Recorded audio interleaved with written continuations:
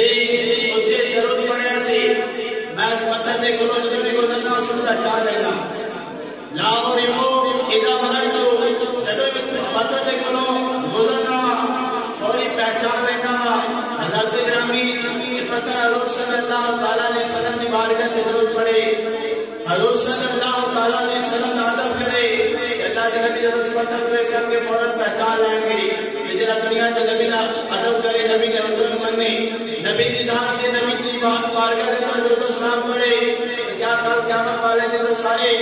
نبی بھی میرے پیارے رب کی بارگاہ چ آؤں گے سارے حاضر ہوں گے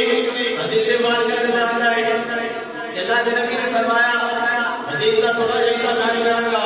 اللہ کے نبی نے فرمایا میرے پیارے صحابہ کل قیامت والے دن جب میرے ہاتھ ہوئے گا اس جھنڈے کے سائے تلے اس جھنڈے تلے تمام نبی حضرت آدم علیہ السلام کو لے کر عیسیٰ علیہ السلام تک سارے میرے جھنڈے کے تلے ہوں گے پتہ چلیا کہ سارے نبی انہوں نے امتاں نے میرے نبی کے جھنڈے تلے ہوں گیا اور اس وقت نبی بھی دیکھ رہے ہوں گے انہوں نبیوں کے امتاں ہی میرے نبی کو دیکھ رہے ہوں گے انہوں نبیوں کے امتاں ہی دیکھ رہے ہوں گیا لیکن اللہ تعالیٰ کو اس وقت زیادہ پیار اور شفقت کریں گے اپنی امت نال حضرت گرامی حدیث مبارکہ اندر آتا ہے صحابہ نے کہا یا رسول اللہ کل قیامت والے دن کس طرح اپنی امتیوں کو پہچانو گے کس طرح اپنی امتیوں کو پہچانو گے اللہ کے نبی نے فرمایا میرے غلام یہ پہچاننا نہیں کیوں ہوتا ہے کل قیامت والے دن میرے امتی سب امتیوں کو علیحدہ ہوں گے انہوں نے شان سب امتیوں کو آتا ہوئے گی وہ پہچانن جو بھی سب تو الگ ہوں گے سب تو الگ ہوں گے حضرت کی یا رسول اللہ کس طرح اللہ کے نبی نے فرمایا میرے امتی جنہیں میرے حکم مانتے رہیں گے نمازاں پڑھتے رہیں گے کل قیامت والے دن اس طرح کے جس طرح سورج چمک جاتا ہے چند چمک جاتا ہے چند جب نکلے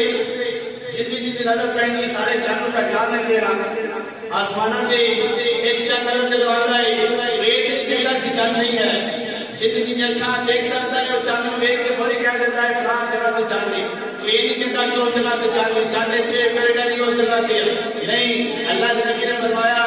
کہ جن آنکھیں ہیں اس طرح چاند کو پہچانتا ہے اور سورج بھی جنہیں پہچانا جاتا ہے سارے لوگ جو سورج کو دیکھتے ہیں سورج ایسے آتے ہیں سارے کہیں کہ ایسے آتے ہیں کوئی نہیں کہے گا کہ سورج ایسے آتے ہیں کیونکہ سورج ساتھ نظر آ رہا ہے اس طرح کل قیامت والے دن حضور دیوبندی پہچانے جانے گے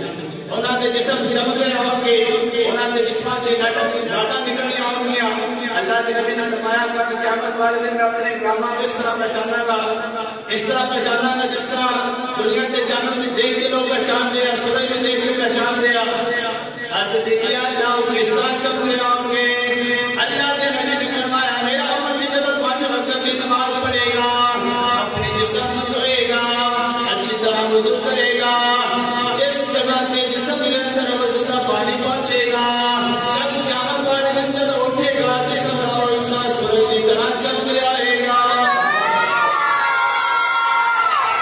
حضرت گرامی اور خود ہی اپنے جسم کو چمکانا ہے اس طرح نمازہ پڑھ کے وضو کر کے پھر یہ سلام کی بارگاہ جب پہنچاں گے اللہ کے محبوب کے دو تھے ہوں گے اپنی امتیاں دیکھیں گے یہ دونوں ہی دیکھ کے پہچان جان گے جو میرے محبوب کے جسم کو نور کی شعبہ نکل رہی ہے جسم چمک رہا ہے سورج کی طرح چمک رہا ہے میرا امتی حضرت گرامی اس نبی نے سانو پیار کرنے کی توفیق عطا فرمائے نبی نے حکم مان کے ان کی زیارت کی توفیق عطا فرمائے حضرت گرامی مقصد ہے کہ بیان دا نچوڑ ہے کہ اللہ کے بندے جنہ حضور دا ادب کیتا ہے دنیا سے بھی کامیاب ہے آخرت اندر بھی کامیاب ہے صحابہ نے جس طرح حضور دا ادب کیتا